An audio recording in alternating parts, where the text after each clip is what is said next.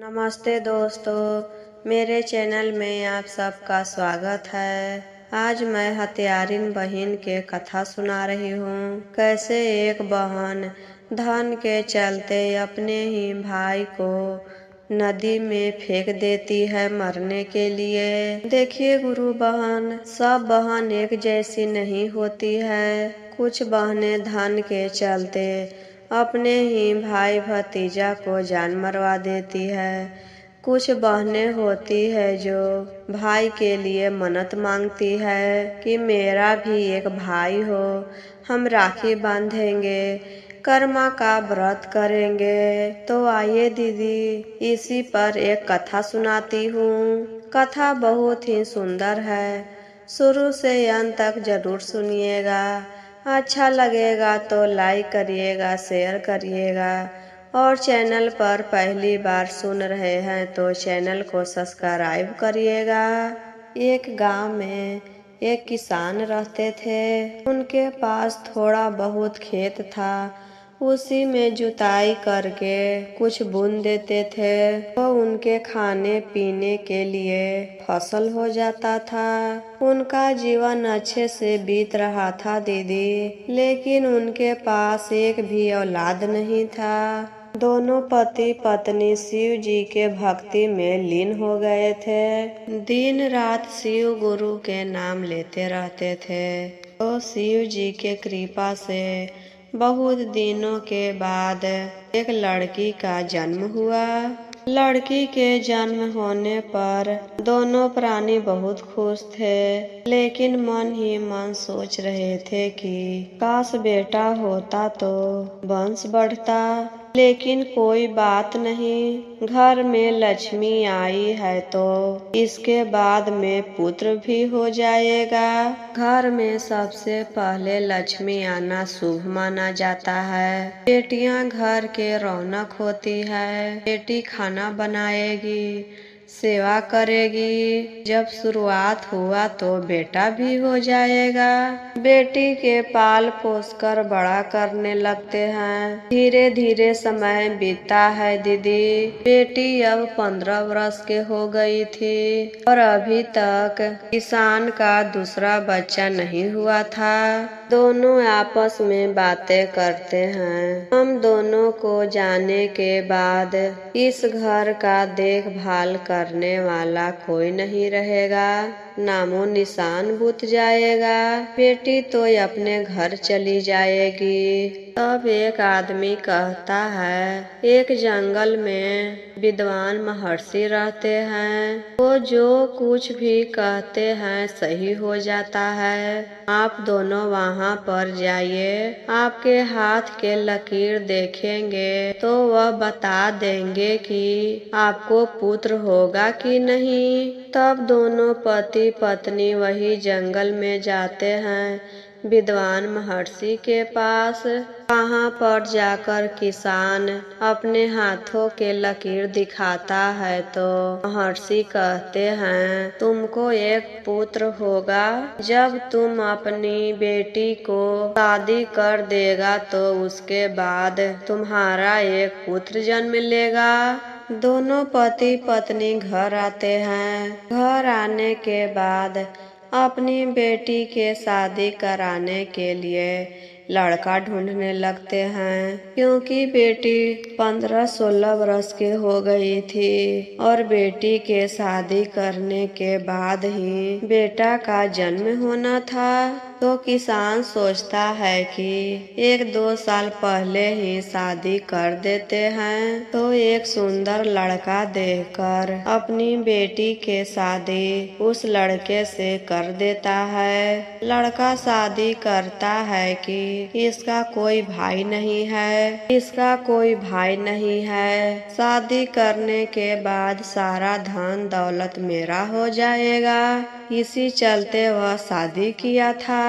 बेटी ससुराल चली गई और कुछ दिन के बाद किसान के घर एक लड़का का जन्म होता है। भाई के जन्म के खबर सुनकर किसान के लड़की बहुत खुश होती है और भाई के देखने मायके आती है। लेकिन उसका पति तो बहुत दुखी था कि अब इसका भाई जन्म ले लिया। सारा धन दौलत हाथ से निकल गया। भाई के पास 2-4 दिन रही और फिर उसके बाद अपने ससुराल चली गई। धीरे धीरे समय गुजरता है दीदी। जब लड़का 2 बरस के हो गया तो अचानक दोनों पति पत्नी का मृत्यु हो गया। बेटी अपने माता पिता के खबर सुनकर आती है। काम क्रिया हो जाने के बाद अपने भाई को अपने साथ लेकर जाती है, क्योंकि वह अकेला हो गया था और बहन यहाँ पर रहती तो ससुराल में कौन देख रेख करता। इसी चलते अपने भाई को अपने साथ लेकर चली जाती है कि जब बड़ा होगा तो यहाँ आकर रहेगा। जब भी भाई पूछता है दीदी मम्मी पापा कहाँ गए हैं, तो बहन कुछ बहाना करके भाई को चुप कराती थी। भाई कुछ दिन में मम्मी पापा आ जाएंगे। एक दिन उसका पति कहता है क्यों न तुम अपने भाई को अपने माता पिता के पास भेज दो। तुम अपने भाई को मार डालोगी तो तुम्हारा नैहर का धन दौलत हम दोनों का हो जाएगा। बहन नहीं मानती है, कहती है हम अपने भाई को कैसे मारे। हमको धन का कोई लोभ लालच नहीं है। इतना दिन के बाद तो मेरा एक भाई जन्म लिया है और आप उसे मारने के बात कर रहे हैं। तो पति बार बार यही बातें करता था, अपने भाई को मार दोगी तो हम दोनों बहुत अमीर हो जाएंगे। बार बार यही बातें करता था तो बहन के दिमाग में भी लालच भर गया और वह भी भाई के मारने के लिए प्लान बनाने लगी। एक दिन उसका भाई रोने लगता है दीदी और अपने मम्मी पापा के बारे में पूछने लगता है। दीदी इतना दिन हो गया, मम्मी पापा अभी तक नहीं आए हैं, हम मम्मी पापा के पास जाएंगे।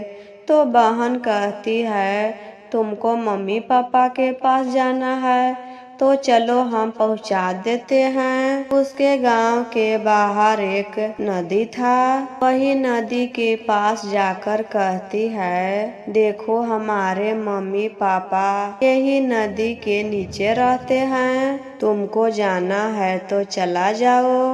भाई कहता है दीदी तुम भी चलो ना। बहन कहती है नहीं भाई हमको बहुत काम है, तुम अकेले जाओ, उसके बाद हम तुमको लाने के लिए आएंगे। भाई तो छोटा था दीदी, जो बहन कही वह मान गया और धीरे धीरे पानी में उतरने लगा। बहन इधर से कहती थी धीरे धीरे भाई धीरे धीरे भाई धीरे धीरे आगे बढ़ो। तो भाई धीरे धीरे आगे बढ़ता गया। जब उसका सर बचा तो कहता है दीदी यहाँ पर मम्मी पापा नहीं है, कहाँ हैं? बहन कहती है भाई धीरे धीरे आगे बढ़ो, मम्मी पापा वही नदी के नीचे हैं। तो भाई धीरे धीरे जाते हुए डूब गया और मर गया। घर आकर बहन अपने भाई के लिए रोने लगती है कि मेरा भाई घर पर नहीं है। बात छुपाने के लिए रोकर गांव में इधर उधर खोजने लगती है। सबसे पूछने लगती है कि आपने मेरा भाई को देखे हैं? वह बहुत दूर खेलने भी नहीं जाता था, आज पता नहीं कहाँ चला गया। बहुत देरी से घर नहीं आया है। सभी लोग इधर उधर खोजते हैं, लेकिन भाई था कि मिलेगा।